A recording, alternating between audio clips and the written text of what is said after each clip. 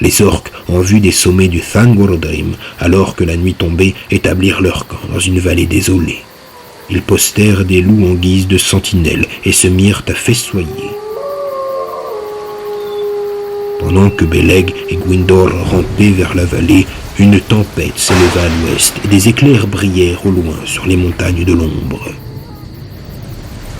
Quand le camp fut endormi, Beleg prit son arc et abattit les loups qui montaient la garde, un par un, dans le noir et en silence.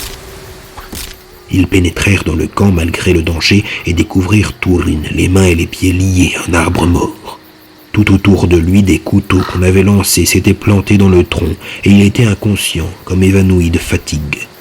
Beleg et Gwyndor coupèrent ses liens et le portèrent hors de la vallée, mais ils ne purent pas le porter plus loin et durent s'arrêter un peu plus haut dans un taillis de buissons épineux. Ils le posèrent à terre alors que la tempête était proche. Beleg dégaina Anglakel et trancha les chaînes qui entravaient Turin. Mais ce jour-là, le destin fut plus fort, car le glaive glissa sur les maillons et entailla le pied de Turin. Il s'éveilla soudain, pris de rage et de terreur, aperçut une forme penchée sur lui, l'épée à la main, et bondit avec un grand cri en croyant que les orques étaient revenus le torturer. Luttant dans le noir, il s'empara d'Anglakel et en perça le corps de Beleg qu'il prenait pour un de ses ennemis. Alors, se croyant libre, debout et prêt à vendre chèrement sa vie à des ennemis imaginaires, il vit un éclair briller au-dessus de leur tête et sa lueur lui montra le visage de Beleg. Turin resta silencieux comme pétrifié, les yeux fixés sur ce terrible visage, comprenant ce qu'il avait fait. Et son propre visage était si épouvantable à voir, éclairé par la foudre qui tombait autour d'eux, que Gwyndor se jeta sur le sol et n'osa plus lever les yeux. Mais, plus bas dans la vallée, les orques étaient réveillés et tout le camp était en proie au tumulte, car ils craignaient le tonnerre venu de l'ouest, croyant qu'il leur était envoyé par leurs grands ennemis d'au-delà de la mer. Le vent se leva, une lourde pluie tomba, des torrents d'eau s'abattirent depuis les hauteurs de Taornufwin. Gwyndor appela Turin en criant pour le prévenir du danger qui pressait. Mais il ne répondit pas, il restait sans bouger ni pleurer sous la tempête, auprès du corps de Beleg Cuthalion. Quand vint le matin, l'orage était passé, allant vers Lothlan à l'est, et un soleil d'automne se leva, vif et chaleureux. Pensant que Turin s'était enfui très loin et que la pluie avait effacé toute trace de son passage, les orques levèrent en hâte leur camp et partirent sans faire aucune recherche. Gwyndor les vit s'éloigner sur le sable fumant d'Anfoglith, s'en retournant les mains vides vers Morgoth, en laissant derrière eux le fils d'Urin, assis sur les pentes de Taornufwin, hagard et comme halluciné, chargé d'un fardeau plus lourd que toutes leurs chaînes.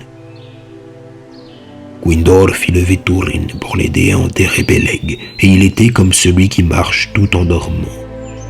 Ils couchèrent ensemble Beleg dans une tombe peu profonde et placèrent à côté de lui son arc Belthronding, taillé dans le bois noir d'un if.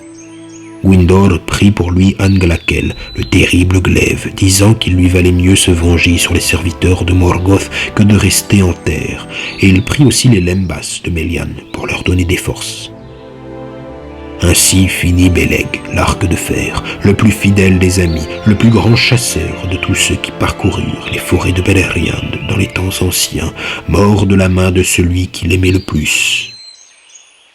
La souffrance qui se grava sur le visage de Turin ne s'effaça jamais, mais le courage et la force étaient revenus à Gwyndor et lui firent quitter Taornufwin.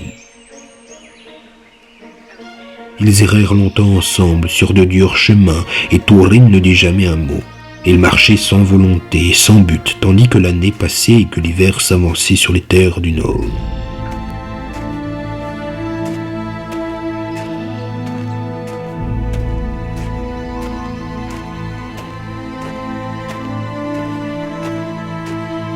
Gwyndor était toujours là pour le guider ou le protéger, et ils purent ainsi franchir le Sirion et arriver enfin à Eithel Ivrin, les sources du Narog, au pied des montagnes de l'ombre. Là, Gwyndor s'adressa à Turin. « Éveille-toi, Turin, fils de Húrin Thalion. Le lac d'Ivrin est plein d'une joie inépuisable.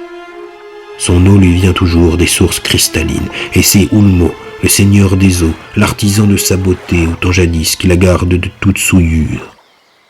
Túrin se mit à genoux et but de cette eau, et soudain il s'écroula.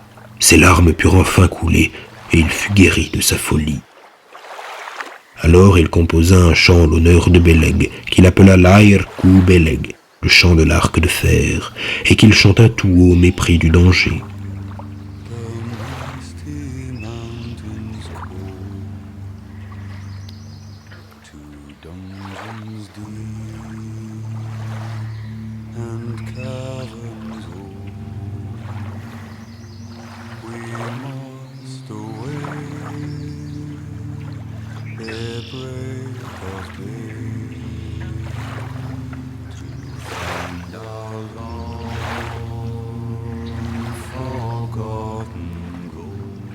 Gwyndor remit Anglakel entre ses mains et Túrin sentit qu'elle était lourde et forte, que sa puissance était grande, mais il vit que l'acier en était terne et noirci et les tranchants émoussés. Gwyndor lui dit alors : « C'est une épée étrange, différente de toutes celles que j'ai vues sur les terres du milieu. Elle pleure Beleg comme tu le fais, mais console-toi, car je retourne à Nargothrond de la maison de Finarfin, et tu vas venir avec moi pour te soigner et vivre à nouveau. » « Qui es-tu ? Dit Túrin. Un elfe vagabond, un esclave évadé que Beleg a trouvé et soigné, répondit Gwyndor. Autrefois j'étais Gwyndor, fils de Gwilyn, un des princes de Nargothrond, jusqu'à ce que j'aille à Nir Naeth Arnoediad et que je sois fait prisonnier d'Angband.